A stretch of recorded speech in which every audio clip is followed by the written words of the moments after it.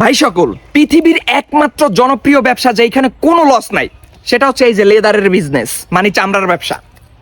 তো আমি যে কথা বলবো আমার কথার সাথে আমাদের সম্মানিত মা বোনরা একমত পোষণ করবে এবং তারা এই কথাটাকে সমর্থন করবে।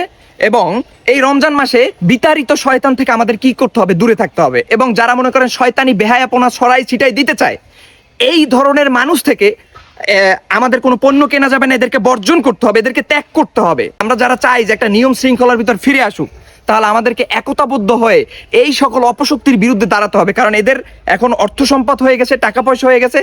এরা এখন মনে করেন পশ্চিমা এজেন্ডা বাস্তবায়নের জন্য এবং স্বাধীনতার নামে এরা অশ্লীলতাকে প্রমোট করতে যাচ্ছে, বেহায়াপনাকে প্রমোট করতে যাচ্ছে।